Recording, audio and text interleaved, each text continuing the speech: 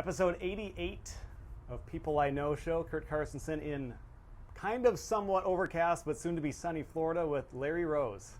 Good to see you, Curt. Good to see you, Great Larry. to be with you. Yeah, it's always a pleasure. We've been chatting here for the last couple hours, and I think the last time I saw you was maybe 6 years ago. And I think for about the 6 years before that, you had not a huge role in my life, but kind of a special role in my life, and I want to get into some of that. Well, I appreciate that. But just to get to know what's led you to this moment here on a lovely winter day in Florida, some of the things as you think of your life, what's led to this moment where on a weekday afternoon we can just sit down and BS for a while? What are some of the big things from your life that makes you feel at this point I think the here? most important thing in my life is I've got great dedication and great discipline to my life, and I was blessed to be raised right and be around a good family with great values, and that led me to where I am today. I think I was able to go to college and get a degree and have jobs and be successful and have a really special sports career, and it's all those things, become really a discipline type situation.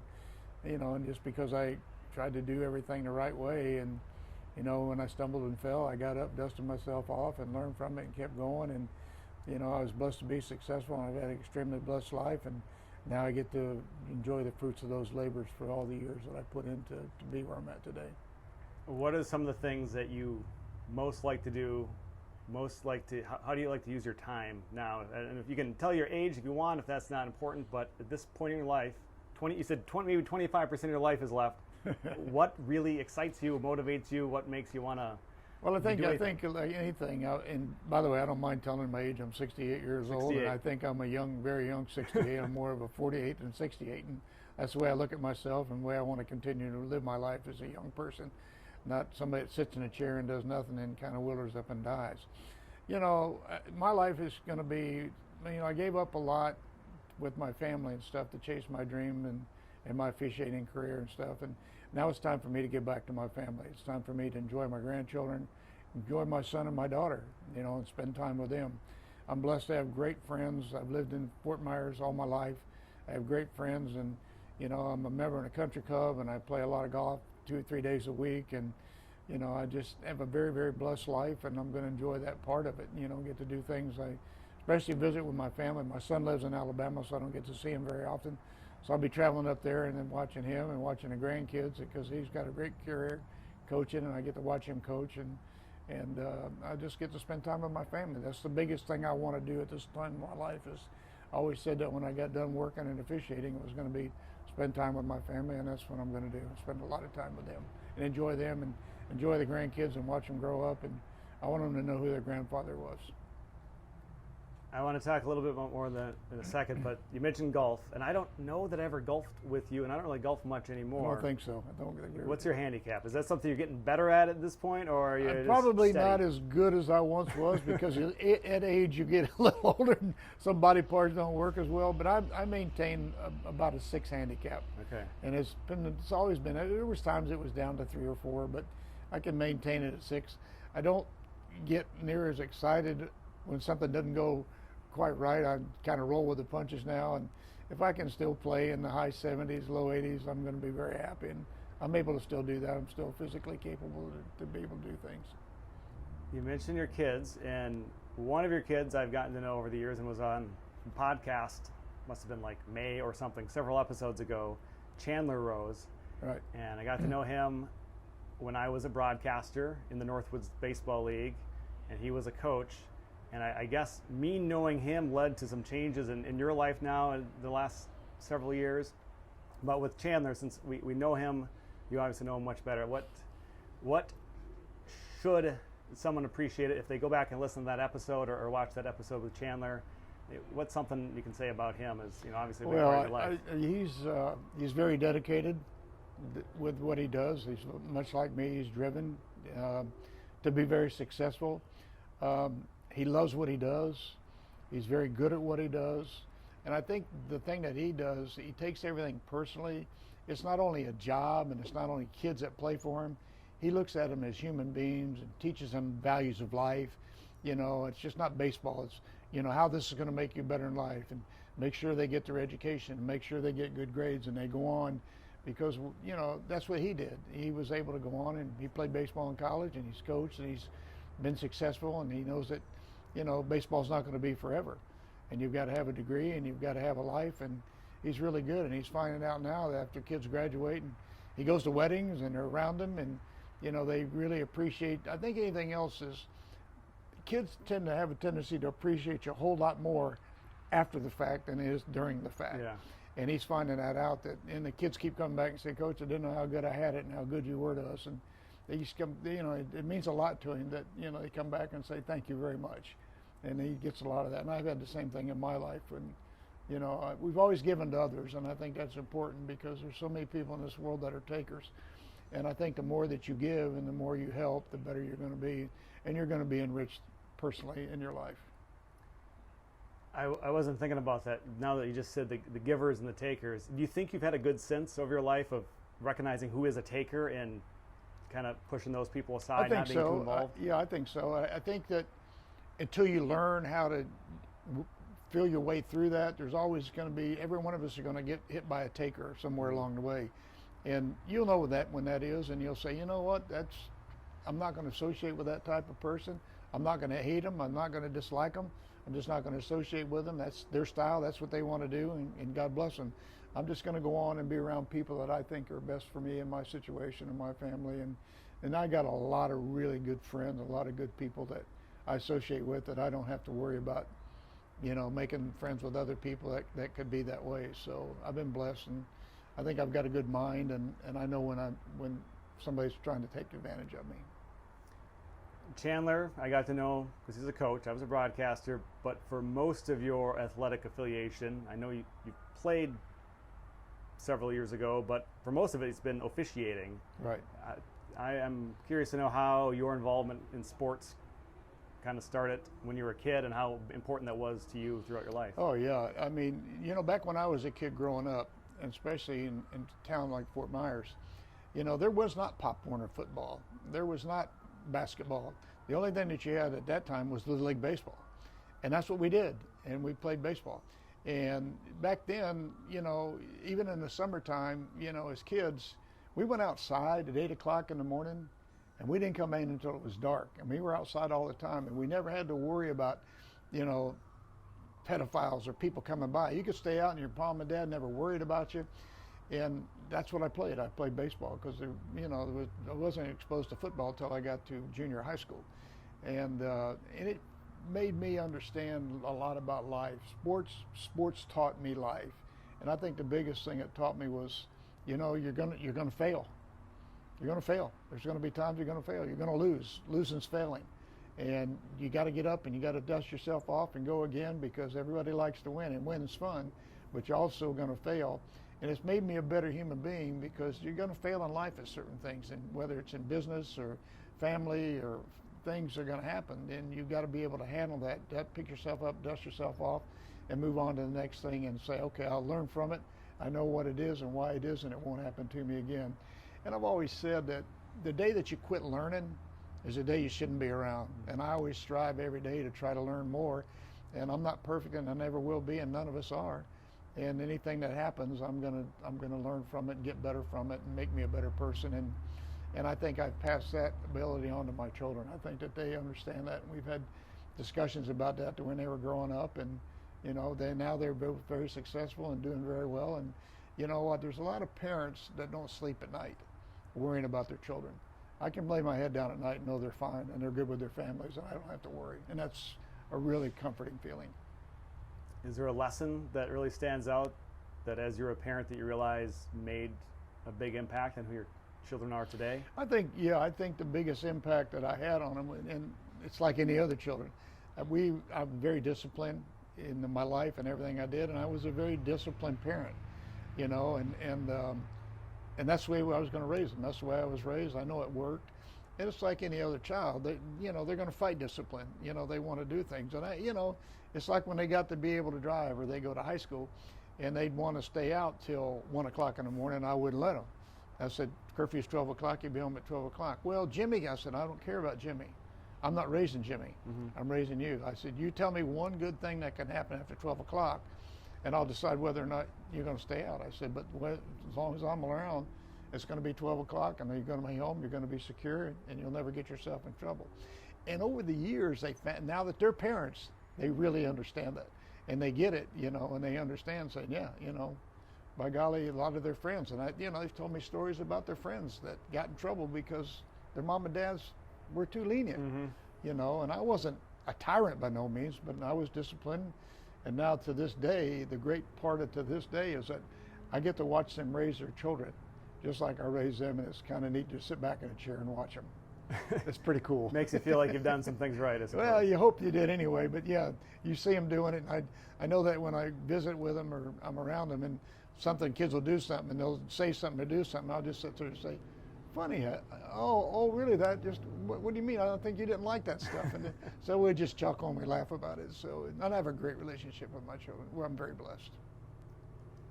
I want to go back to it was sometime in 2007, maybe 2008. We were in Alexandria, Minnesota. I had moved on. I was the broadcaster for that Alexandria Beatles team that Chandler was coaching for, right. And I was working for the Northwoods League in the front office. And I don't know if I'd met you much before that day. Maybe the previous year I'd met you a little when I was also working with Chandler in that Alexandria team. But then working as a member of the front office of the league back then, knowing that you were in officiating. You were an NFL side judge at that time, right. Retired more recently from that job, but for years you were an official. Right. And that night, I don't know if it was exceptionally bad, but the umpiring in that game was kind of embarrassing, I felt, as someone from the league and what I'd seen. And what do you remember about that night that I think led us to be closer and led you to still being involved with the Northwoods League when, I'm years gone from that? Yeah, I played baseball all my life. I went to college and played baseball in college, and I love the game of baseball. And I enjoy going to the baseball field and watching a good baseball game, and watching the kids. And at this level of baseball, it was very good college kids. I mean, the up-and-coming college kids that get drafted, you could see them play one day. So I'm a very purist baseball guy. I'm very, very purist in baseball. So I'm just up there visiting my son and going to spend a week up watching baseball and playing golf with him and seeing him because he was living in Colorado at the time and didn't get to spend much time. And I thought, what a great time to go watch some college baseball and visit with your son, play some golf, take him to dinner, and just, be together. Well, I happened to be at the ballpark the night that you're speaking of. And that whole night, the umpires and the coaches were fighting all night, arguing about everything and coming on the field and getting in each other's face. And it was a terrible moment to sit and watch. And I did it for 2 nights. And I just was not enjoying sitting there watching the baseball game because it wasn't about the kids. All of a sudden it was about the coaches and the umpires. And I just thought, this is terrible. This can't go on because if they don't get this fixed, the kids won't come back here and play in this league anymore. People aren't going to pay and come sit in the stands to watch us. And I just felt at that time, something needs to be done. And I remember after the game, you came down and asked me, I was having a good time. Was I enjoying the baseball game? And I said, I'm having a good time, but I'm not enjoying this baseball because of what's going on. And you asked me, and I told you how I felt with some of the things I've just mentioned. And it just went from there. It was, and it's, I mean, we can go into the story farther if you want, but... Yeah, I think we can, but the main points, the 2 words that I think jumped out and still stick with me, one of them is, I don't know if you used that word that night, but confrontation. Like, it was very confrontational, constantly. And I think in baseball, a baseball culture, and I think it's changing with some of the replay changes in like Major League Baseball in the past several years. I think there's less of it, but growing up as a baseball fan, it was so common. Like you would kind of wait for the big argument between the manager and the umpire. That was a part of the game in some way. Sure. And I'm not surprised that up-and-coming umpires might take that and use that as a method for whatever they're trying to achieve. But witnessing that night, it just seemed to be doing no good. And a word you use, and I'm sure you still use today, is diffuse. Something that through your years of officiating that I think you got to be very good at is learning how to diffuse situations that otherwise could just get out of control. So what is it about that? Well, as an umpire, an official, or anybody, a boss, or anything that happens, when something goes wrong, you've got to be the patient person. You've got to be the one that says, okay, how do I fix this problem? I got to diffuse this situation because the more volatile the situation gets, people are going to dig their feet into the sand and they're going to draw their line and they're going to hold it because nobody wants to be wrong. Well, a good official in a career or anything is a guy that says, hold on, man, and tries to diffuse the situation, calm the situation down. So it now when you have a discussion about something or you have a disagreement about what's going on, you can talk about it in a mature, calm manner and come to a conclusion. That particular night, or those 2 nights I was there, it was beyond confrontational. It was downright ridiculous. And nothing gets accomplished. All it does is create more animosity. And what the biggest thing I noticed was that after the first one, now there was a second one, and now there was a third one, because now the coaches are mad at the umpires are mad at the coaches, and nobody's getting anything done. So to become a real good official and become a good boss or whatever, you've got to be the person that says, let's calm down, let's talk about this, let's come to an agreement, diffuse it. And I've used that when I do talks for officials and I do clinics for officials. Your job is to become the person that diffuses the situation, not sparks it and keeps it going. Nobody likes to be wrong. Nobody's giving in saying you're wrong or you're right. You're just trying to find the right solution for the situation. And once you do that, people will get the respect for you, and a lot of that stuff will go away. And at the time where that night happened, you might have been somewhere near 40 years, 35 years into your officiating career. But at some point previously, were you more confrontational? I don't think I've ever been very confrontational. Even when I was a player, I never really got confrontational. As a player, sometimes your emotions run a little higher. I know that when I was coaching, when I got out of school and I was coaching in junior college, and I coached some high school stuff with my son and him, there was probably moments that I get excited and get a little, but I think that was the competitive edge in me. And even if I had a situation where it got a little confrontation, I'd say my piece, I'd back off and I'd leave. And that's what I've always done. It's just like what I've told Chandler. Chandler knows a lot about it because he grew up with an official. So I said, pick your battles. You don't need to go out there all the time. Just pick your battles, pick your right battles. But I said the most important thing, and I tell this to him and I've told this to officials, and I tell this to coaches when I have meetings with the Northwoods League, if you want to talk to an official, the best way to do it is calmly walk out there. Just calmly walk out there. I said, he knows why you're coming, but if you go tearing out there and run, you've put him on a defensive posture. You're mad. So what it does, when you got time, when you walk out, you've got time to think about what you're going to say when you get there. He's got time to think about what he's going to say, and now we may have a much better situation. And one thing we've noticed in the Northwoods League, and since I've been doing, is that happens a lot now, because guys just don't go tearing out of there, and if they do, then there could be repercussions for it. This is certainly officiating and coaching advice, and maybe boss-employee relationship, but any relationship in any aspect of life, Absolutely. Marriage, children, whatever. I think there's certainly been points in my life where I don't like confrontation. I feel like as a child, some confrontational moments, I didn't know how to react to it, and I've gotten much better over the years. But this can come up all the time, and when that moment strikes you, you erupt rather than think about, okay, I don't like the way I'm feeling, this isn't right, but let's take a moment to relax before I act on it. I think it's so important. Yeah, you're going to get a lot more accomplished when you become calm. I mean, everybody's going to have a moment where they're upset and they're going to, but the quicker that you calm yourself down and say, okay, let's talk about this. And I always tell our umpires or anybody, even my own kids and stuff, I said, don't get so upset. Let's, excuse me, let's figure this out. Let's talk about this and let's get it right. Even to this day, as their parents, we talk about the same thing. Even when I'm up there and something will happen and I'm visiting, I said, relax. I'm not here to hurt you. I'm here to help you. I think I'm going to make you better. I said, I think I'm old enough and mature enough and strong enough and got a little bit more advice and a little more maturity and a little more years to me that you can look through this. And fortunate for us, it's worked out really, really well. And I know they're doing the same thing, and I think it helps them in their relationship. I think if you're all amped up, it's hard to have any sort of constructive conversation, even if you don't intend to be negative in that moment. If you're too excited, I don't think anything constructively can really happen. You have to both have this calm base. One thing that always happens is when it starts, both of you think you're right. Yeah. No matter if it's football or if it's officiating, if it's life, it's your wife or your husband, everybody thinks they're right immediately. That's why the confrontation is coming. They've got a point and they think you're right. The quicker that you can stop and think, wait a minute, they've got a point too, and you can come to, an agreement. And I always told my kids, you know what, you and I are not going to agree upon everything in life, but somewhere there's a happy medium that we both can agree to, and we can both live with that agreement. I said, so, and that's the way it is. All of a sudden you realize, you know, he's got a point or she's got a point. Okay, let's just come to a happy medium. Let's agree to disagree or whatever it is, and let's get on with it, because we're wasting time.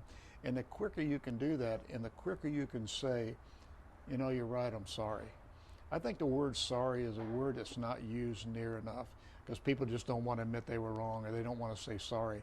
And I think sorry is a big word in the English language that needs to be used more, because it'll certainly make people feel a lot better when you're going to. Now, I'm not saying say sorry just to end it, or you don't think you're right, but if you're wrong and you think you got out of line and you were too aggressive, there's nothing wrong with saying, no, I was probably a little too aggressive, I'm sorry it was that way. Yeah, the use of the word sorry, I think sometimes people overuse it in ways that, like, if you don't actually realize you might have caused some harm, I think people throw it around really carelessly, but it's a really powerful, meaningful word. No question. When used appropriately. And It's got to be used appropriately. Don't do it just to end something and walk away still mad that you think you're right. You can't do that. If you're going to say you're sorry, you better have a reason for saying you're sorry, and you feel very good about the reason you said sorry. I agree with you 100% with that. And you mentioned always learning. What do you say? The moment you're not learning, the moment I forget. Yeah, the day that you quit learning is the day you might as well just cash it in, because, you know, I always want to learn, and when you're learning, you're going to make mistakes, or not even make mistakes, you're going to learn from something. The day that you quit learning is the day you quit trying to grow and get better as a human being.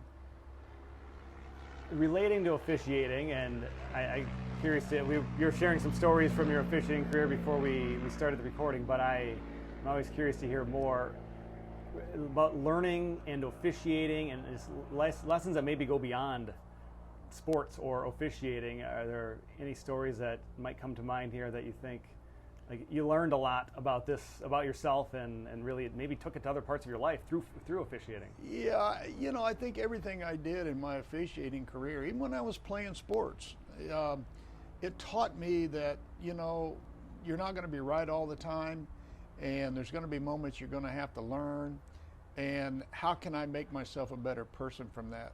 And I know that even in my coaching and my officiating things, let me tell you, there's no perfect official. There's no perfect person. And I know there was times that I threw a flag when I probably shouldn't have. And when we got graded, if I was wrong and it was on film, you can't lie to that camera. That camera tells it all. You had to say, okay, I'm wrong, and how do I fix this? And, you know, you got to accept it. You can't start to make excuses and say, oh, you know, no, I was right. You accept it, you learn from it, and you move on. And I think in my officiating career, taught me an awful lot about that. You know, if you know, when I was playing, if I struck out or I made an error, why did I make that error? How do I make it better next time?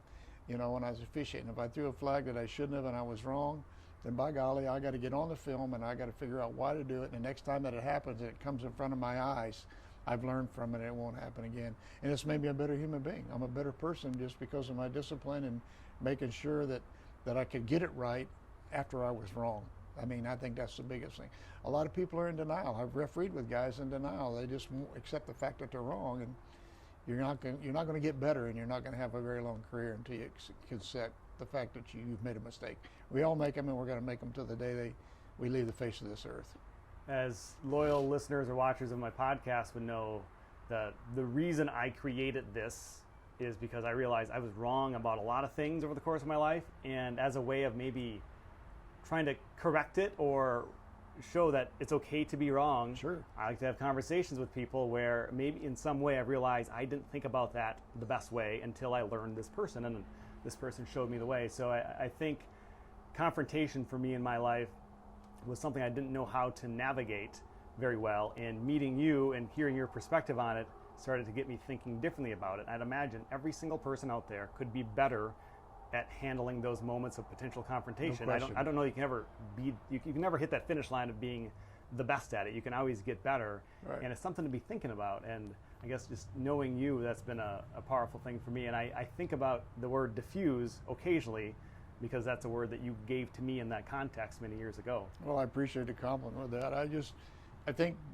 just because of the situations I was put in as an athlete and as an official, it taught me all those values, and it taught me how to go about that. because the fighting and the arguing, like that was a night that I was in Alexandria, doesn't gain anything. And I learned from that night, just watching, saying, you know what, I don't want to be around this. I don't want to be a part of that. I wasn't part of it that night, but in a certain way I was watching it. So I learned a lesson that night, thinking, you know what, I don't want to be a part of that. I wouldn't want to be at the ballpark. And I certainly wouldn't want to be one of those people out there screaming and arguing, because most of the time, nobody wins in those situations. There's no winners. No. And all you can do a lot of times is embarrass yourself, you know, and the kids see it. And what kind of a lesson are you teaching the kids? You know, these are kids that are, you know, they're still college kids, and, you know, they're still learning, and, you know, they can take things. And if they think that you're right and it's the right thing to do, they're going to do it too. So as an adult, you need to sometimes just kind of bury it and go back and just say, you know, I'll handle this a different way, or we just won't worry about it tonight. And the thing about that, it's summer baseball. This was summer baseball. This wasn't the state championship or the World Series or the College World Series. This was summer baseball, to be young, to get better, to have fun, enjoy it, not be out there screaming and hollering in summer baseball. It's for the kids to get better, to be better players, and for everybody to enjoy what we're doing. And I think that was really missing at that point. Yeah, I think our emotions drive us in a lot of those moments, and it's a matter of recognizing when our emotions are taking too much control and finding a way to step back, which of course is difficult because our emotions, you know, are pretty much uncontrollable. You know, one thing that I always thought, and I still tell this when I do the Northwoods League stuff, is, you know, Mr. Jones is sitting up there with his daughter who's 9 and his son who's 7, and that's impressionable to them. That's impressionable to them, and they're watching this fighting going on, and now that the kids say, what are they doing, Dad? What's going on? Why? You know, now all of a sudden the dad's got to try to explain this and try to walk themselves through it. Now there's probably a good learning moment for them to do that.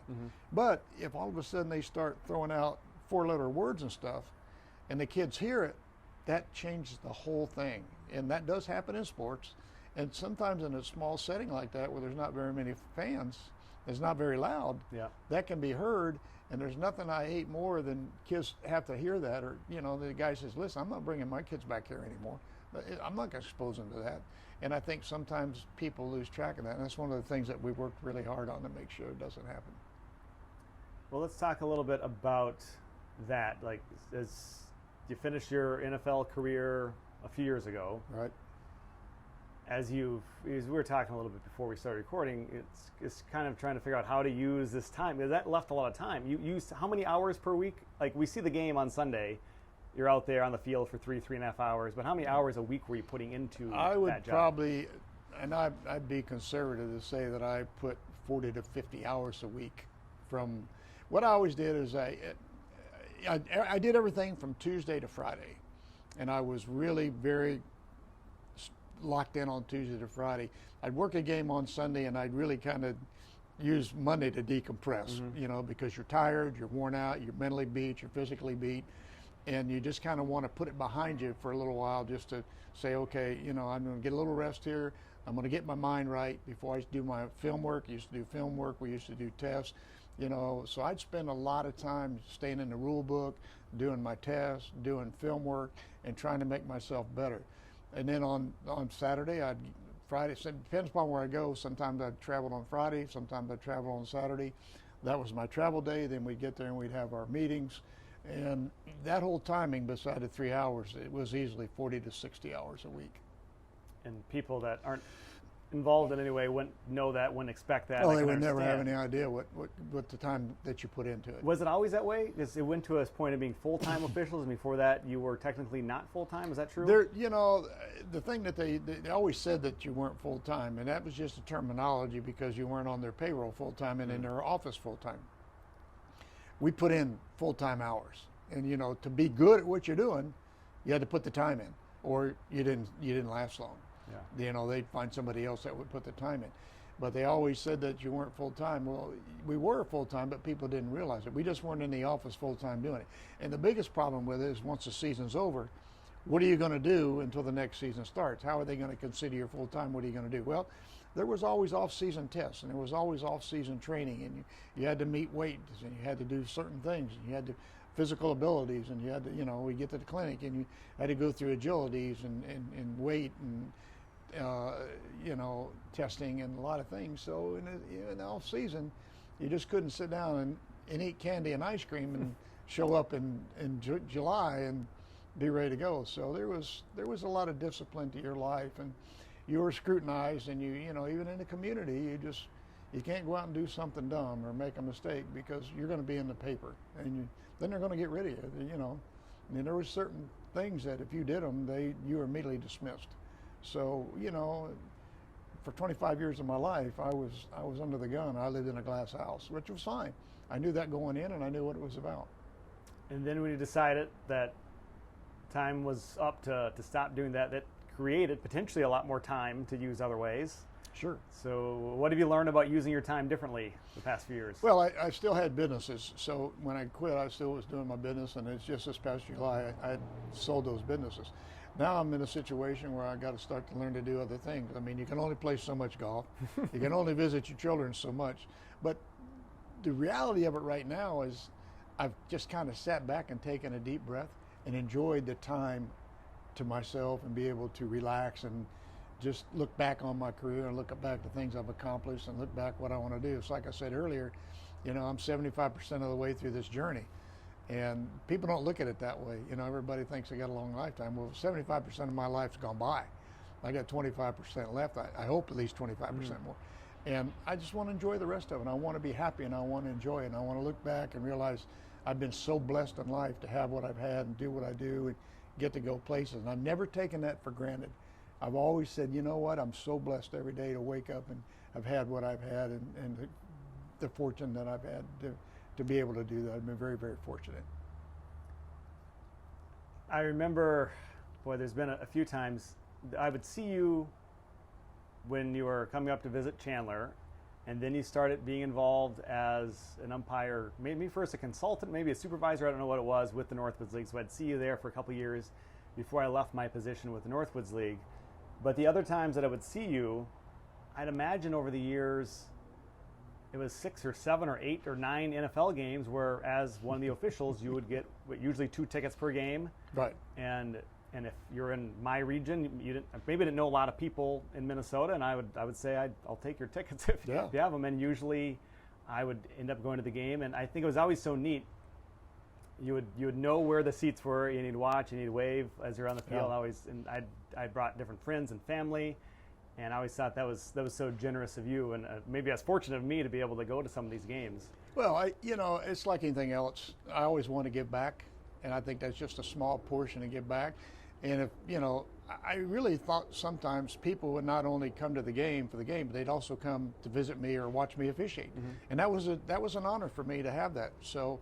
And like if we went to a city, like when we go to Minneapolis and you were there, I get 2 tickets, but at the crew, if I needed 4 or 6 so you could take more of your family members, we'd get together and we'd get extra tickets so you could take everybody.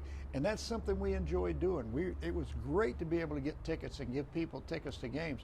A lot of times people would never get to go to those games if it wasn't for that. Games are sold out or they can't get tickets, and and I loved it, and I loved being there. And every single time I gave a ticket away to anybody, no matter where it was, I always went over and said hi and made sure they saw them, gave them a wave, and appreciated the fact that they were coming out to watch the game, not only for the game, but to visit with me. And that was important to me, that's a small thing I could do to say thank you for coming out and being a part of the day with me. I remember even one time, I think it was a game against Atlanta and Minneapolis, probably 10 years ago, that you said where you and the other officials were having your post-game meal at or something, and I think my brother and a couple of my friends went out and actually got to see you that time, because normally it's hard to see you unless one of us, or me, probably takes the time to find where you're at, because your schedule's pretty strict during those times. So that was neat. But I bring that up now because, as I messaged you yesterday, the topic of excitement's kind of been on my mind. And just a little story from my life recently, as I like to use the podcast, and when I have big revelations in my life, I like to share that with my next guest and see if we can have a conversation about it. And it actually coincidentally relates back to the NFL. You've probably avoided this in all the years, but I've been involved in some like fantasy football and different things. And there's something called the survivor pool. I don't know if you're familiar with these things at all, but people put some money in there, and we pick one team each week that we think is going to win. And in this particular pool that I've been in, there was a lot of people involved and a lot of money involved. And just this past week, I picked a team. I tried to go against the grain, trying to kind of get ahead of everybody, and I was wrong. And it was fun to watch the game, to realize there's like tens of thousands of dollars for the winner of this thing, and I won't win it now. But I realized then, this is just a life lesson tied to football and tied to you, that I don't get excited about things very easily. But I was so excited about the possibility of going through this field of 4,000 people and being the last one and getting this prize. It was so exciting, and then suddenly it was gone. And I didn't know what to do about it, because my life's pretty good. I don't really have negative things, and that was negative in the way of, like, I was most excited about this lately, and now I can't be excited about it anymore. So I'm thinking about, like, what excites me, and I have another story that relates to you. I think one of the most excited times of my life that also I had that moment was 10 or so years ago. The Vikings were on the verge, pushing their way towards the Super Bowl, and I had reached out to you. You weren't going to be officiating that Super Bowl, but one of your crewmates was, and I just asked, is there any way, if the Vikings make it, might you be able to have access to some tickets? Like, I would buy them, whatever. Is there a way, because it's hard to get Super Bowl tickets, and I knew you, and there's a chance that maybe I can, and the indication from you was that, there's a decent chance that I'd be able to get it. So the Vikings were playing the Saints that year, and for non-sports fans, this probably isn't very relevant, but the Vikings had this back-and-forth game in the NFC Championship against the Saints, and they lost it at the end. And not only was I feeling the years of being a fan of one of these teams, like, that brings the tens of thousands of people to these games every day and millions watch it. Like, I was a huge fan in this moment, and I had planned to buy my flight to Miami, and knowing that there's a chance, worst case scenario, I was going to be at Miami for the Super Bowl. Best case, you knew somebody and I was going to be able to get a hold of some tickets and go to the game, and suddenly they lost. And that was one of the memories from my life of being so excited about the possibility of something, and then it vanished. And that was hard to deal with, because I'm not excited about things like that very often. So I guess as I tell these couple stories of my excitement, I'm curious how other people relate to excitement. What does that bring up to you in your life? Like, when you've been most excited, or do you get excited day to day? Like, what? I mean, there's a few times that I've had a lot of really exciting moments in my life, obviously from my officiating and from my family and things like that. I'm not a real excitable guy. Me neither. So for me to get excited about something and really look forward to something, I really hone in on it, and I like it. I can remember there's when I was trying to get into the Southeastern Conference, when I had refereed 14 years of high school ball, and I had applied to get in the Southeastern Conference. This is a really good story. And at the time, they were going to take some new guys into the Southeastern Conference, and they had taken a couple of guys from the state of Florida, and I wasn't one of them. So I went to, the SEC has a golf tournament like every June. And I got invited to go to this golf tournament, and I thought, well, you got to be seen, and you got to talk to people, and you got to do the right thing, and you got to get to know people. And I wasn't going to go because I had worked the spring game at the University of Florida, and I'd worked the spring game at the University of Auburn, and the supervisor of officials was at the game at Auburn, the spring game, and watched me work, and he said, I'll be in touch with you real soon. You did a great job. I mean, he gave me all the accolades. Be in touch with you real soon, indicating that I was going to be taken into the Southeastern Conference to officiate. Well, I never heard a word. And this is like in March or April. So I went to this golf tournament, and I'm playing golf with a couple of guys from Florida that I knew that officiated there. And I just went because I thought, I'll go and say hi to the guys, and maybe I'll, see what happens going on. So I'll never forget this as long as I live. We got done with the front side, and we came around to go to the back side, and the supervisor's officials, Bobby Gaston at the time, wonderful human being, wonderful man. And he walks up and said hi, and we shook hands, and he was kind of looking at me like, aren't you going to say something to me? And, just had that look, and I'm just sitting there trying to think, what's he doing? So finally, we talked, and we're getting ready to go, and he said, Larry, can I ask you a question? I said, certainly. He said, did you get your letter? And I said, what are you talking about? I said, I don't understand. He said, we sent you a letter back at the end of April, 1st of May, that you're going to be an official in the Southeastern Conference this year. And I'll never forget, I said, excuse me for just a second, Bobby. And I walked over about 10 feet, and God struck me dead from mine. I had friends of mine there. I did a complete backflip, landed on my feet, walked over and said, "You just made me the happiest guy in the world." And he said, "My secretary must have screwed up." He said, "When I get back there, your letter will get right out." And they had it overnighted to me. By Tuesday, I got the letter that I was supposed to have gotten 3 months ago. And all that time, I had no idea. That's how I found out that I was going to be refereeing the Southeastern Conference the next year. And do you think because those weeks and months passed where you thought you had a chance and then you maybe felt demoralized or whatever you feel? Yeah, well, when I walked out of that locker room at Auburn that day, I was really excited. I thought, this is going to happen. I got a really good chance of this happening. And then as like you say, like with your football, all of a sudden it wasn't there and it just kept draining. And I wasn't going to go to this golf tournament. And the last minute I said, I'll go. And I didn't expect anything. And all of a sudden he says that to me. And I thought, wow, all the hard work I put in and everything I've done. Even like when I was trying to get in the Southeastern Conference, I would be at home at 10 o'clock at night, the phone would ring, and University of Florida or Georgia or somebody call and say, "We got a scrimmage tomorrow at 1 o'clock, can you be here?" By golly, you get in the car and go. You don't get paid, you don't get anything, you just go so you can be seen. I mean, those are the things that you put in, the disciplines you put in to try to be there. And then when you get there, you better be good, and that was a moment. That was an exciting moment. And I've had some others that, like when I got the phone call that I was going to referee the Super Bowl, that's the biggest sporting event there is in the world. There's 100 million people watching on television. It's a really neat phone call. And then when you get there, and it's actually, I can remember standing on the sideline when I got there to referee the football game. And before the game, they play the national anthem, obviously, and it was in Arizona, and they shut all the lights off inside, and they got things. And it was at night, obviously. The game's always at 6:30, 7 o'clock at night. And I'm standing on the sideline. I'm standing beside the guy that's going to be the back judge in the game. And I turned to him. I said, "Listen, when they play the national anthem, I get a little teary-eyed." I said, "You make sure you hold me up." I said, "Don't let me." I said, "Get me through this." Because you're excited. I mean, you're really excited. You're getting ready to referee this. I mean, there's people everywhere. The excitement is off the chart. So they started playing. I started to get a little teared up. And I looked over at him. And he was crying like a baby. And I said, I thought this so was over. I said, "I thought you were going to help me, and you're over here crying." I mean, that's the excitement. That's the roller coaster that you go through. Then all of a sudden they put the ball on the tee, off you go, and it's another football game. And it's just, and then there's many times like, you get excited for something and it doesn't happen like you did, and those things happen. But those are some exciting times in my life. And probably the most exciting times of my life is when my children were born.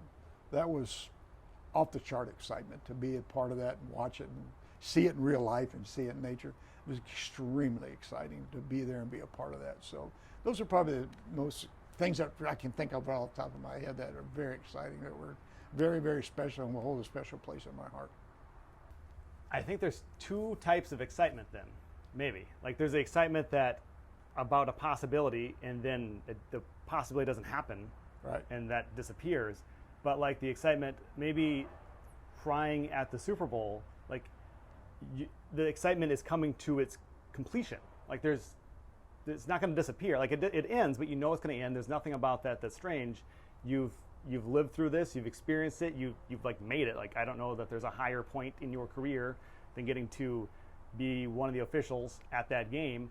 So you're experiencing the excitement of I can't do much better at what this job would offer. Yeah, I mean that's the pinnacle. I mean it's like players, they want to, they want to play in the Super Bowl. They want the ring. And it's not about the money. It's about the pride. It's about being successful. It's about winning the biggest game. It's like guys in baseball winning the World Series. There's things like that are important. Sometimes it's not about the money.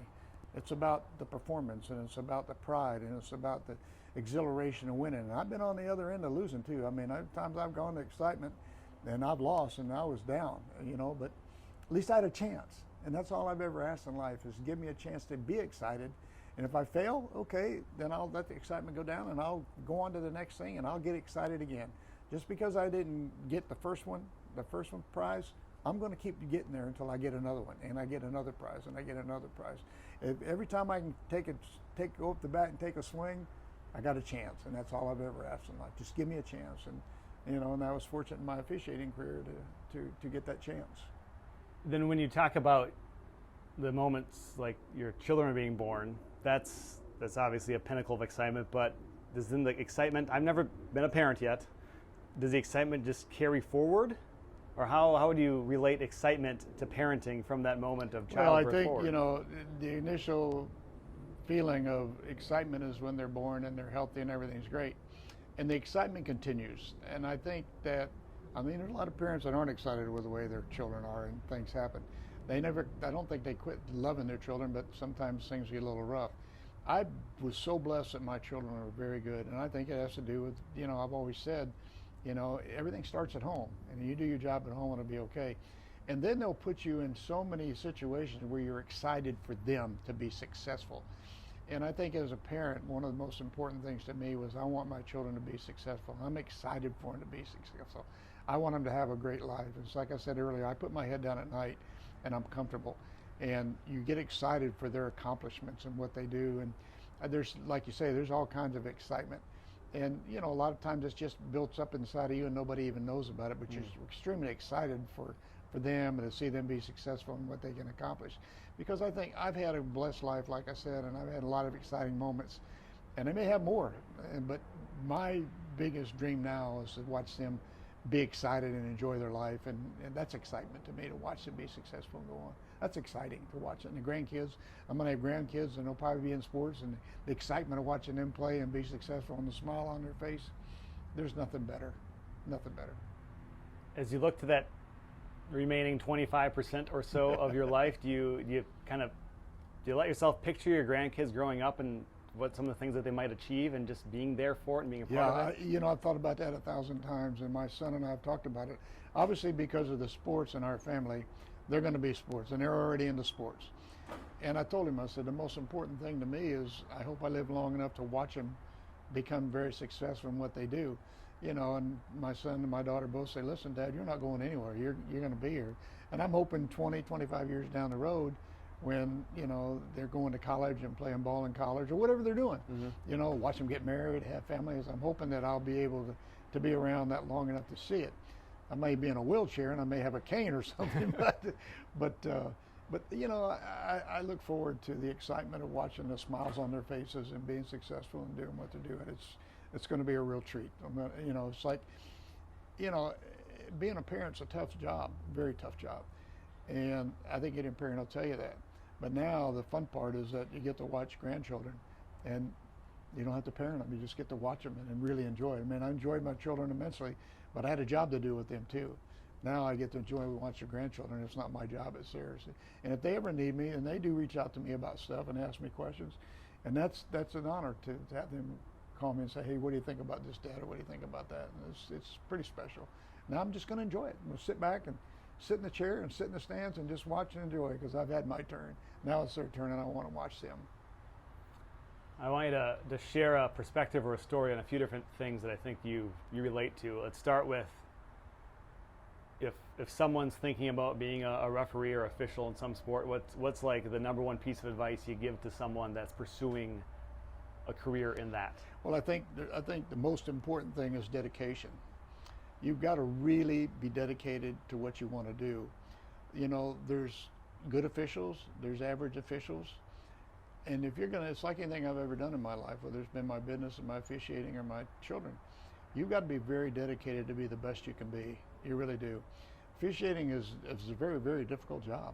I mean, it's like I've said to you before, it's the only thing I know that when I show up at the stadium, I got to be 100% perfect, and when I leave there, I got to be better than that. And only 50% of the people are going to like me, and maybe not even 50%. So, you know, you've got to go into that mindset that, you know, it's not going to go right for you all the time. It's not going to be perfect. You got to get better from it, but you got to be very disciplined and you got to work hard, but you got to be dedicated to be the best you can be at it. And if you are, and you put in the time to study and you put in the time to do it right, and you do your film work and you do everything, you will be successful at it. And you can understand and accept the fact that once in a while you're going to be wrong, and you'll get better from it. If you try to fight that feeling that you're never right, you're never going to be successful. You know, if you don't think you're ever wrong, you're never going to be successful if you think you're right all the time, because you're not going to be. There's times that my flag came out of my pocket and I want to get it on a reel and bring it back in, but there's nothing you can do. And I mean, you can pick it up. That's something you hate to do, but I mean, if you have to, you have to. So, you know, there's times, and I wish I wouldn't have done. I wish I wouldn't have called that, but when I did, I went home and I studied it and I watched it, saw it, looked at it 100 times on tape, and made sure I fixed it. And so you got to be dedicated, and you got to really want it.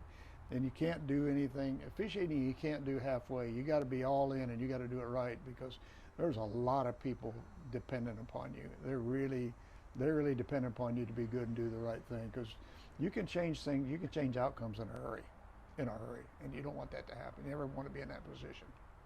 It seems like the perfect profession, well, an aspect of it, perfect profession for someone that doesn't want attention, because if you do it well, every time you throw that flag, you're drawing attention to yourself. So if you've done what you're supposed to do, the attention, I think, kind of fades away pretty well. But if you're seeking attention and you're not doing that job well, the attention is just going to be... It's all negative attention. Yeah. The thing about it is, the best thing that happens when you officiate a game is you get done with the game and you get on a plane or you get in the car and you go home and nobody knew you were there. Mm-hmm. That's the best feeling in the world. When we refereed the Super Bowl, we walked in that locker room after the Super Bowl and we knew that we were not anywhere part of that football game. And that was a great feeling. Nobody knew we were there. Nobody said anything. There were some big moments in that game, and the players decided the game, and it's all anybody wants is stay the heck out of the way, let the game be decided, and enjoy the moment. And that's what I've always tried to do. And it'll work if you take the mindset and do it right. Another thing I think is important is that when you do want to go into a career like that, go to the people that have been there. They can help you so much. When I got done officiating in the NFL, went back to the Southeastern Conference for 5 years and helped teach the guys and do stuff, and they were so bought in to what I do and what I could help them. It's just like with the Northwoods League, with my career with the umpires. They are so bought in to do it the right way, and I've got a world of knowledge. I mean, I've got 46 years of officiating. I got a world of knowledge to share. I got nothing. I don't have a dog in the fight anymore. I'm just here to help you. I'm not here to criticize you. I'm not here to make you feel bad. I'm here to make you better. I got a world of knowledge, and if you'll listen, I can help you. And I always said, if I can get to one person, if I can make one person better, and I can make one person advance their career, I've been successful. If it's a room of 100 people and I get one of them, I'm happy. And that's a sign of a giver. I feel like I'm that way too, where if I can do anything that helps anyone ever, right. That's just like, okay, this is what I want to do. I'm here for you. I'm not here for me. I was never in it for me. I'm always in it for everybody else, and that's what I always wanted to be. And one last thought on the Super Bowl that you officiated, because I don't think we mentioned which one it was. What was the number of that one? Super Bowl 42. And that was, of course, for football fans. I mean, there's a lot of Super Bowls are great Super Bowls, but the one where it comes down to the wire like that and involves a team that was undefeated, that doesn't get to complete their undefeated season, with the Patriots losing to the Giants that day, right. That seems like it's got to be one of the best Super Bowls ever. And you were, and the photo on your computer I saw upstairs, as the game-winning touchdown was being scored, caught by a Plexical Burris in the end zone. That was your call. It was an easy call, I think. Thank goodness. I think you told me the story that as that play was happening. You've got to be. Here's how I'll give you the scenario for that. It was 31 seconds left to go in the game, and they're driving. And I had walked up to the guy working beside me. Gary Slaughter was his name. He was the head linesman in the game. And to be a good official, you got to understand what's going on in the game. You know formations, you know what plays are run, you know what things going on during the game. And to be good, you can anticipate some things. So I walked up to him a couple, 3 plays before that touchdown play, and I said, Gary, I said, they're going to throw that fade pattern over there in that corner before this is over. I said, it's going to happen. I said, listen, I only need you to do one thing. I said, you watch and make sure the ball's not bobbled. I said, I'll have the feet, I'll have inbounds, outbound, I'll have everything else. I said, you just let me know if there's a bobble. And if it does happen and we get that play, I said, we're ready to go for it. We'll be able to handle it no matter what it said. He said, okay, why did you think that? I said, I just been watching this game, as you know, and I got a feeling. Lo and behold, with 31 seconds left, Burris goes out. He gives a little move to the inside. The defensive back bit. He turns and comes over there. And you can feel things, because you're watching the receiver. And it was a situation where I had a chance to look up for a second to see what the ball was coming, because he wasn't covered tightly at that point. If not, I've got to stay my eyes on him. And here it come. It came right in his lap. He caught it 2 steps. Boom! It was over, and it was easy. Obviously, thank God it was an easy call. There was nothing to it, but it was an exciting moment. So we do the extra point, and Gary walks up to me. He said, "How in the world did you know that was going to happen?" I said, I just pay attention to what's going on here tonight. I had that feeling. I just knew that they're going to try to throw that because he's a big guy and a little short guy. That's going to happen. And I knew when they lined up before that play started, I said this could be the time, because you got a 5'10" back against a 6'4" receiver. They're going to give it a shot. It's going to happen. and you got to be prepared for that moment. I mean, there's 100,000 people, 100 million people watching on television, and this is not a good time to have a mistake. Oh, are you able to get that thought out of your mind that so many people are watching and just treat it like a football game? Yeah, you know, when they put the thing on the tee and you go, it's another football game. And in my career, I was always able to block the noise out of my mind and everything. And I tell people this, that when I have a real close play on the sideline, I could literally slow it down in my mind when it happened. I know people think that's crazy, but I could slow it down in my mind what's happened. And I could take an extra second or two to run it through one more time to make sure I was right before I made the call. I mean, it's just doing it for a long time and understanding it, studying film and watching film, I could literally slow it down and see it happen. Just a little more on that game, just seconds before that, just because I remember that catch by, I think his name was David Tyree on his helmet. Caught the ball on the side fourth and whatever, and somehow that play didn't get... the quarterback almost got sacked. That's a play at a different point of the season that might almost be blown dead. It was that close because he was kind of caught up by the defenders. I was downfield, and I saw it, and I'm looking straight in on it. I'm looking just dead straight in on it. And I'm sitting there thinking, I'm thinking, oh no, I said, this thing's going to get knocked away. And the defensive back was Rodney Harrison. And Rodney was known for, he was a hitter, he'd hit you. I mean, come on. And I'm sitting there thinking, oh, he's going to knock him into the next week. And he hits him, and the ball just kind of hung there. And I'm almost ready to come in and call it incomplete, because if it had come off, we'd had to call it incomplete. And it just stayed there. And next week it got complete. And I remember this vividly in my mind. I said, they're going to win this football game. They're destined right now. They're destined to win this football game. Those things just don't happen. Yeah. I refereed in the NFL for 17 years. That's the only time I ever saw it. No, that's and I crazy. think that nobody's ever seen it again. So you think about things that happen and when it goes, and I just knew right then. I thought sure it'd be incomplete. Rodney Harris said, hey, and that ball go flying. We go on to the next play. He should have probably been sacked. Didn't get sacked. He's running around like crazy. He flips it up in the air. He gets it to the guy, and the guy catches on the side of his. I'm sitting there thinking, this just doesn't happen. It's their day. It's their day. You were sharing stories before we started with the podcast recording of lots of different stories from your career that I think the regular football fan wouldn't have a grasp of. So is there something that you can think of that as someone that's never been closer to the game than maybe watching on TV or going to the occasional game in the NFL stadium, something that you're involved with that you think is just so neat to share with someone that's never seen it? I think the most important, I think some of the things, it's a very stressful job. You're really in a situation where you got to be very, very good, like I said, and it's stressful enough, and you got a lot going on. And so when you have a timeout and you got some moments to stop to gather yourself and think about things, I had a great approach with the coaches and a great rapport with the coaches. So a lot of times I'd go over in the sideline and people wouldn't know anything, and I'd be standing there just kind of like this, and he'd be standing beside him. We'd be talking about things in general life, or we'd be talking about things in the game. Or you might have a question about something, and I'd say, why you even ask me that question? I'm not going to give you the answer. And we joke, and people don't realize that sometimes, not only the coaches, but the officials, you got to exhale sometimes because you're in the heat of battle, you're in the moment, there's a lot going on, there's a lot at stake, and it gives you opportunity to just take a deep breath and relax. And there's a lot of times that I had conversations with the coaches on the sideline that people would, if they knew what was going on and being said, they'd absolutely laugh and carry on and say, you really said that? That really happened? Yeah, it did. It really did. And I've got some really good stories that, that are funny, If you'd like me to, I'd tell you one. Yeah, tell me one.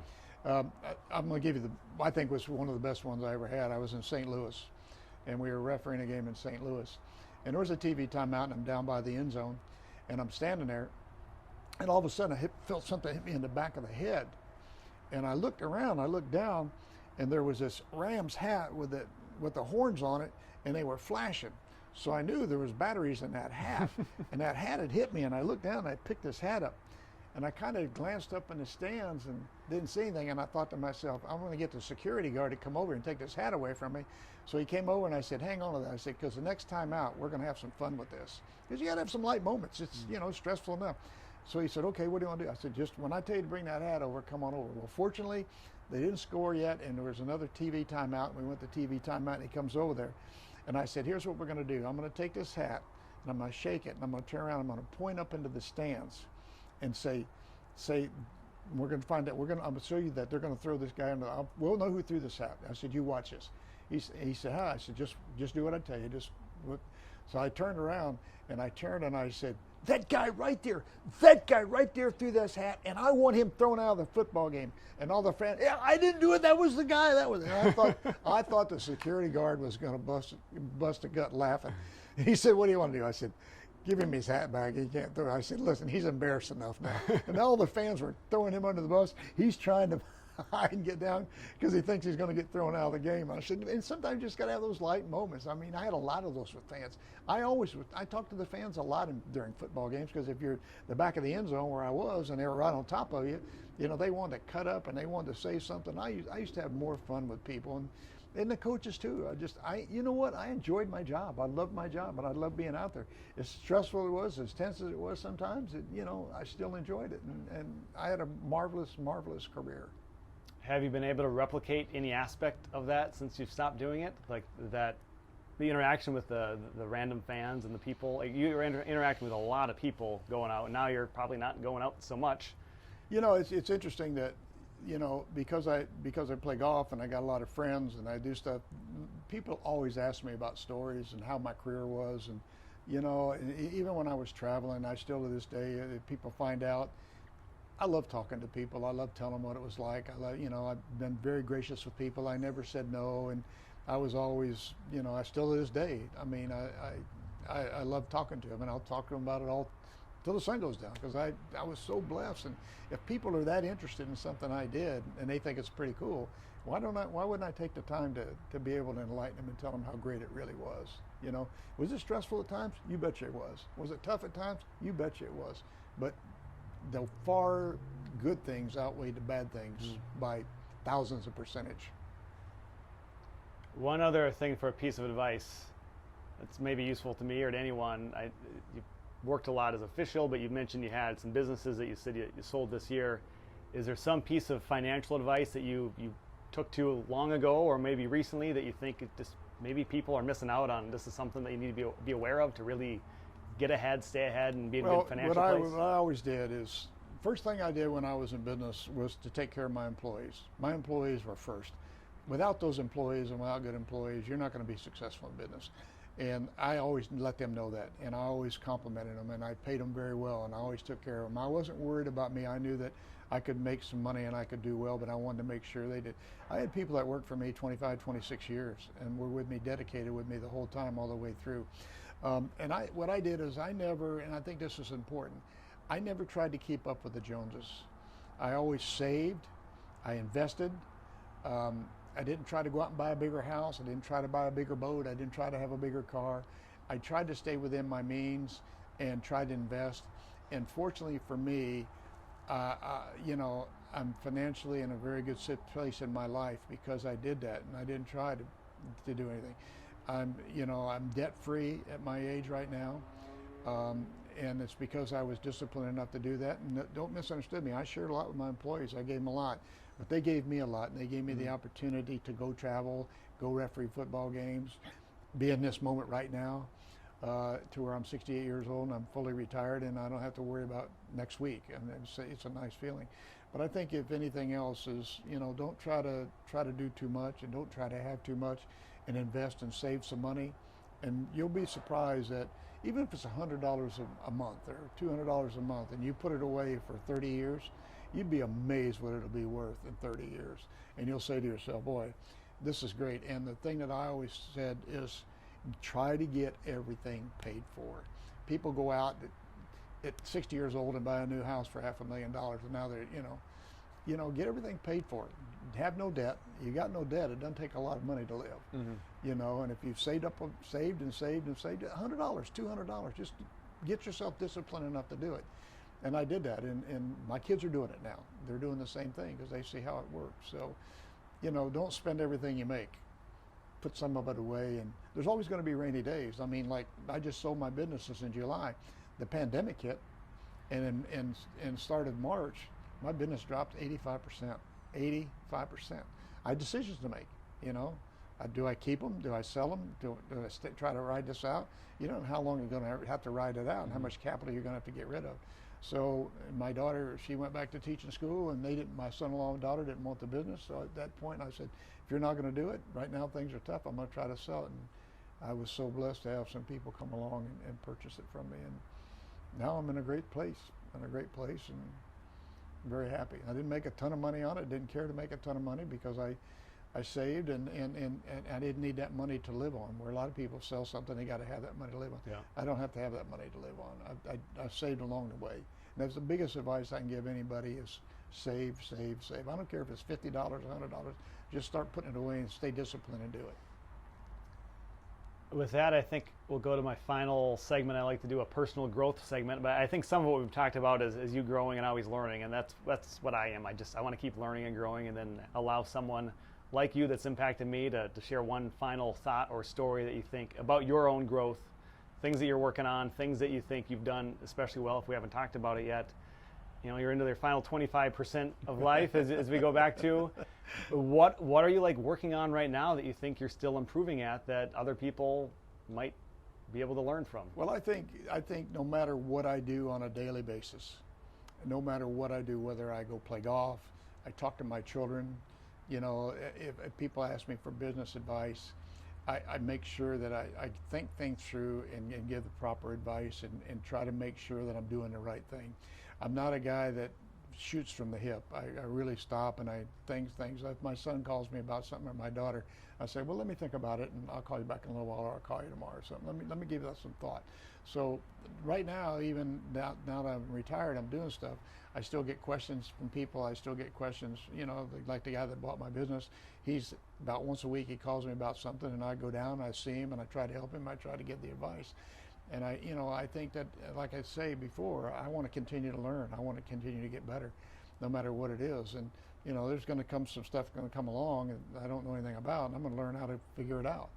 And with that, I just on a daily basis, I just try to, even if I read something I'm not sure, I'm going to look it up and figure out what did I just read, and what was that word or why it is. And that's just the type of person I am. And I just every day, as long as I can keep my mind sharp, I've said this 1,000 times, if I can keep my mind sharp, I can live a long, long time just because I keep my mind sharp.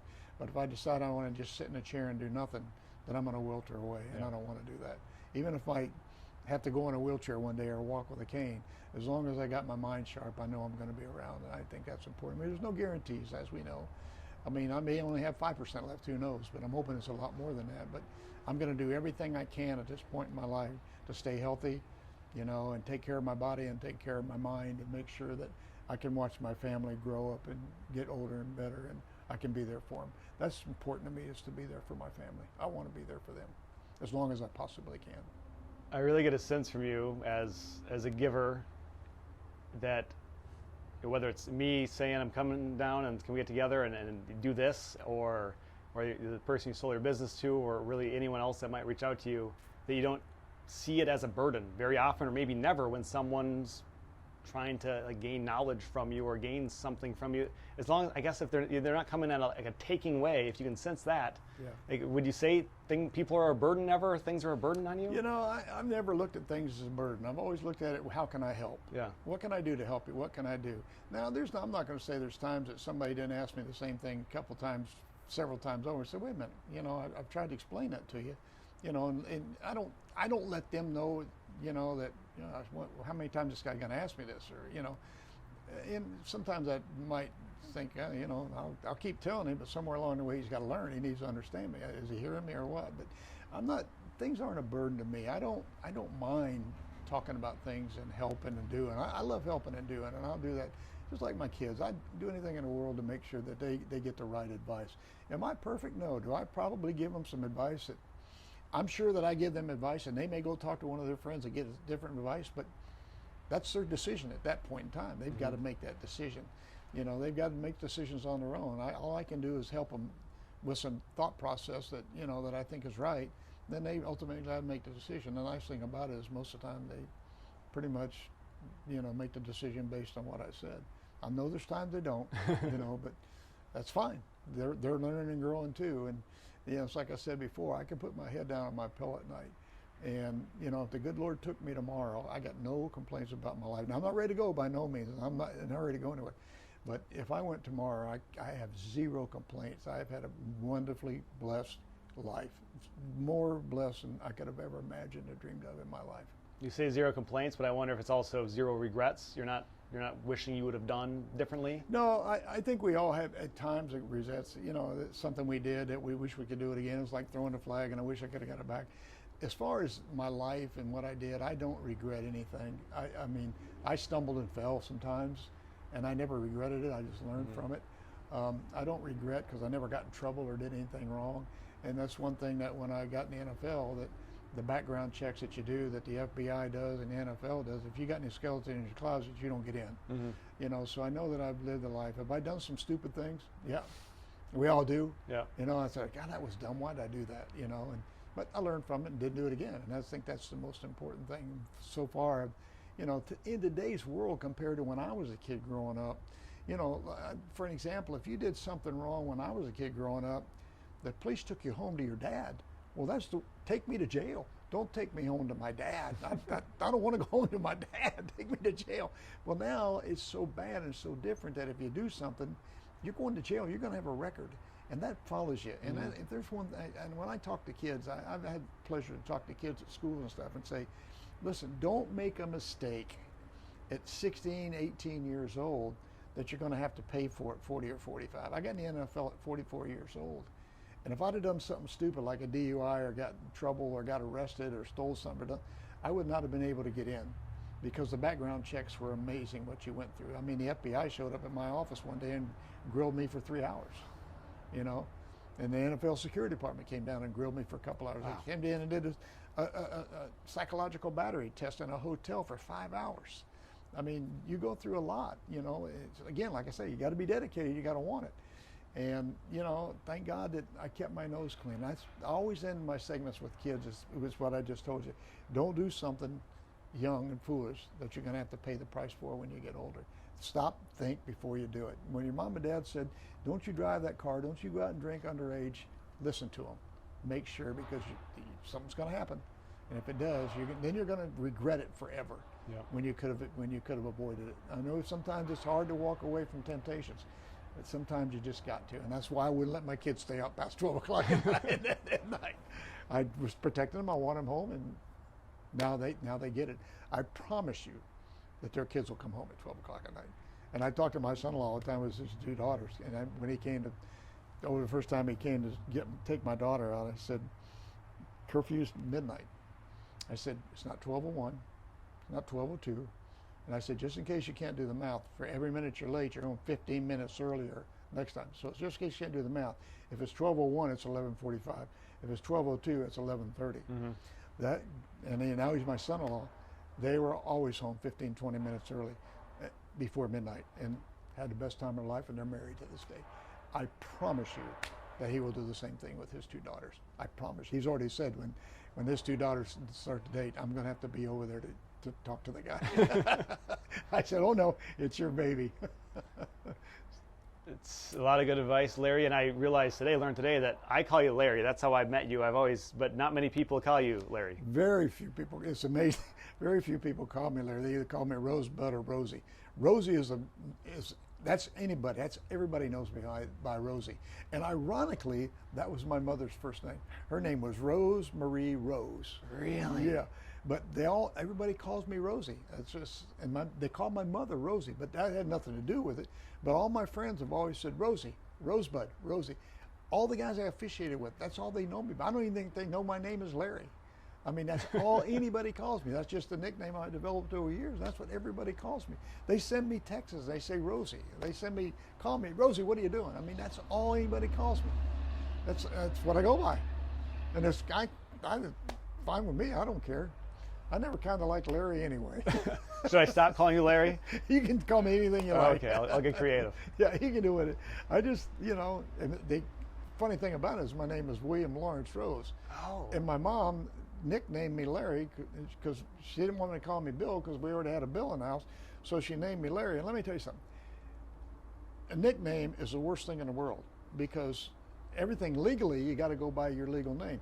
A great story. I went down to apply for my Social Security when I turned 66. I went down to apply for it. I went to the Social Security office. They couldn't find me. Couldn't find me. I had my Social Security card and everything. Couldn't find me because it was Larry Rose. They couldn't find me. all those years, I was never on the rolls, ever. I had to go out and get an original birth certificate. I had to get all these paperwork for them and take it back to them. And I did. I went back there and I gave it to the lady. I had to get a whole new Social Security card at 66 with the right name on it and everything. And I told the lady, I said, "You mean all this time I've been an alias?" She said, "Yeah." I said, "I wish I'd have known that all my life." True story. True story. They couldn't find me. They couldn't find me. Social Security number and everything, couldn't find me. So you're saying if you're planning to name your kid something and call them something else, don't do it. Don't do it. Name them what you want to I call them. always said that when I got children, they're going to go by their name. It's Chandler Neil Rose, and we go by Chandler. Not Chad, not anything. I said Chandler's his name, and that's what he's called. And I would never do that because, you know, I think that's why people call me Rosie, because they, you know, I don't know, it's just what they do. But I hated it because, you know, as a kid growing up, you wrote everything Larry, and you started signing documents Larry, and God, I couldn't do it. I couldn't get on an airplane. If they made my airplane ticket out to Larry Rose, I couldn't get on an airplane because my license didn't match what. It was crazy. So I like the part they call me Rosie because everybody knows it's a nickname, and I don't have to worry about it. And now all my legal documents, everything is. I had to go back and change a lot of legal stuff because it was in Larry. Sounds like a hassle. Yeah, it's just, you know. So don't put a nickname on your child. You know, make it be such and such a, you know, James Arthur Rose or whatever it is, and call him James. I'm telling you, because a nickname is terrible. I used to tell my parents that all the time. I said, "Why'd you do that to me?" You know, my mom said, "Because I wanted to." I said, "Okay." And it's hard to detach yourself from a name too. Yeah, it can be done, but it's very not difficult. Very difficult. You know, you go to school and you write Larry Rose on your paper, you know, and the teacher calls you Larry, and that's all. But then, you know, you go somewhere and if they got it right, legally, you know, there'd be a roll call or do something. The first time I really noticed it was in college because you signed everything legally. Yeah. So I'd go into the class and they'd say William Rose, and oh, that's me. You know, so yeah. This has been very enjoyable for me to be here It's and my pleasure. see you again. It's great been a to while. see you. And thank you for doing it. I'm honored for you to come do this. Yeah. And I'm very honored and thrilled to do it. Thank you for taking the time to do I this. appreciate that you've taken the time to get back to me. Anytime. I love this stuff, and like I say, it's an honor for me to do it and a privilege. It's not. I love doing it. And Awesome. Thank you very much for having me. Thank you, William. Thank you, Larry. Thank you, Rosie. Call me whatever you like. Okay, I'll work on it. Thank you. Good. My pleasure. Thank you so much. Awesome.